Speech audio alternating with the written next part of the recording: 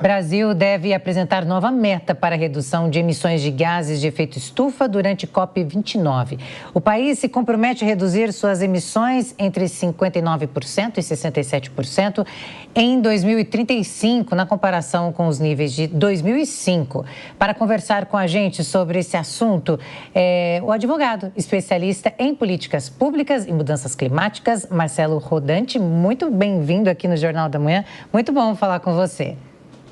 Muito obrigado, bom dia a todos, satisfação. Bom dia. Marcelo, bom dia. Esse assunto, né, sempre em alta, mas a gente nunca vê mesmo, assim, políticas públicas efetivas nessa questão de mudanças climáticas, eventos extremos, e que esses eventos acometem não só o Brasil, mas o mundo inteiro e pega todo mundo de surpresa. Sim, é verdade. Nós temos essa agenda hoje mundial muito importante. Se a gente parar para olhar os relatórios, a gente vai ver que o mundo produz cerca de 50 bilhões de toneladas de gases de efeito estufa e que também a gente faz um cálculo das emissões brutas, precisa contabilizar as remoções para chegar nas emissões líquidas. O Brasil, por sua vez, vem fazendo esse inventário,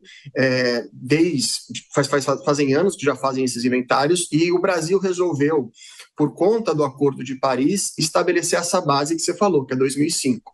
Em 2005, para o pessoal ter uma ideia, o Brasil produziu 1,9 bilhões de toneladas de gases de efeito estufa.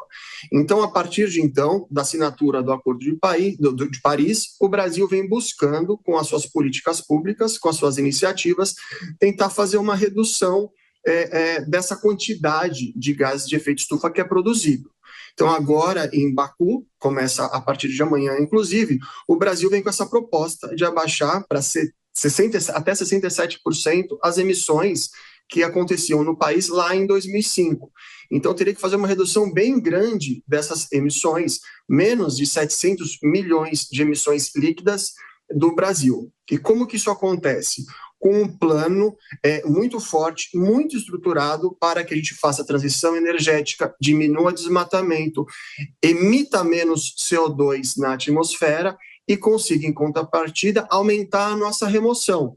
Isso se faz conservando a floresta, por exemplo, fazendo grandes projetos de restauração florestal, que são sumidores de gás carbônico. Então, essa conta precisa acontecer. O mundo inteiro precisa contribuir. O Brasil está entre os 10 maiores, 7º maior produtor de emissões, e a gente precisa, com políticas muito sérias, as pessoas precisam acreditar, a sociedade precisa acreditar na ciência e entender essa necessidade que o mundo tem, de todos os países que assinaram o Acordo de Paris, de efetivamente se comprometer com essa redução. Agora, Marcelo, bom dia. De fato, essas metas elas são possíveis, né? Porque a gente sabe também que muitas vezes aí nós temos também a colocação do meio ambiente como um fator também de protecionismo. Principalmente a gente observa, né, toda essa questão da União Europeia, a mais forte com a França, que quer barrar o acordo Brasil-Mercosul, e as questões ambientais aparecem também hoje como uma questão de mercado, uma questão de protecionismo. Existem muitos conflitos de interesses e muitas visões de mundo.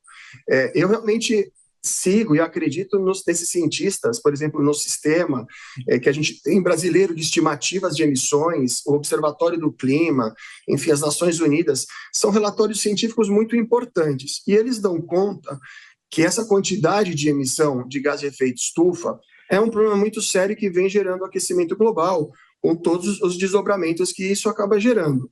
Só que isso envolve economia, isso envolve política pública, isso envolve diversos países e todos precisam colaborar. São diversos países que são analisados pela ONU e que não estão cumprindo, não estão conseguindo cumprir as suas metas efetivamente. Não conseguem alcançar aquelas metas propostas. Japão, por exemplo, vários países não conseguem atingir essa meta. O Brasil está lutando, mas também ele tem tido dificuldade de atingir suas metas. Se a gente for fazer uma análise histórica, desde 2005 até 2022 ou 2023, que a gente tem os dados mais próximos, o Brasil vem mantendo em alguma métrica aquelas emissões lá de 2 bilhões mais ou menos por ano. Houve um aumento em 2018 a 2022 nas emissões no Brasil, e agora a gente está tentando uma forma de redução com esses planos. E isso precisa acontecer.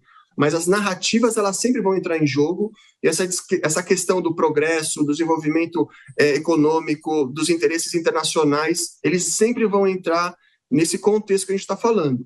Mas eu acho que essa conscientização do que a ciência vem falando, ela é fundamental para as próximas gerações. Se a gente não, como mundo, não começar a pensar efetivamente e colocar em prática essas políticas, por mais que elas possam doer no bolso de alguns setores, a gente vai ter um problema lá na frente muito grande, com a questão dos extremos climáticos e todos os problemas que isso vai poder gerar. Eu acho que isso é uma questão muito séria e que a sociedade precisa se conscientizar. Diogo da Luz, a sua pergunta. Marcelo, bom dia, é um prazer falar com você. Eu vejo que, como você bem disse, o governo tem estabelecido novos combustíveis e prazos para que eles sejam substituídos com o passar do tempo, inclusive o uso da energia elétrica em automóveis. Mas considerando que quem gera os gases de efeito estufa somos nós, a sociedade, não seria mais salutar se, ao invés de definir como será o caminho, o governo estabelecesse prêmios àqueles que criassem melhores formas de evitar a emissão de gases? Por exemplo, estimular os cientistas a criarem algo ainda melhor que o carro elétrico, podemos dizer, e aí sim a sociedade toda poderia ser premiada com uma redução de impostos e melhoria da qualidade de ar?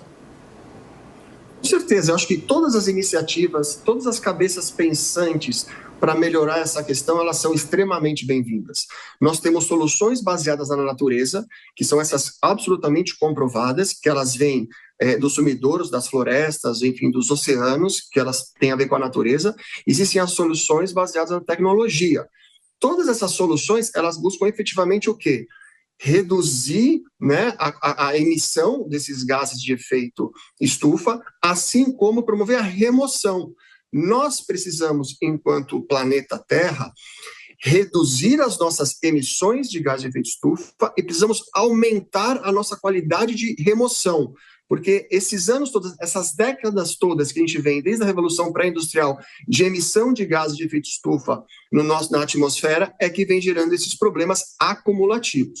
Portanto, desde o município, desde as empresas com ESG, os municípios, os estados, o Brasil no caso, os países, todos precisam conjugar esforços, seja com soluções baseadas na natureza, seja com soluções baseadas na tecnologia, para que essa conta possa em algum momento chegar na tão esperada neutralidade, que se fala em 2050 e 2060, que seria o quê? As emissões elas seriam compensadas pelas remoções. Se isso não acontecer, o aquecimento global vai continuar acontecendo, isso vai desencadeando os problemas todos. Então, a sua colocação está perfeita. Quanto mais esforço, melhor. Quanto mais incentivo, melhor, vindo de todos os setores. Muito bem, nós conversamos com o advogado especialista em políticas públicas e mudanças climáticas, Marcelo Rodante. Muito obrigada pela sua participação aqui no Jornal da Manhã e um ótimo dia para você. Muito obrigado para todos.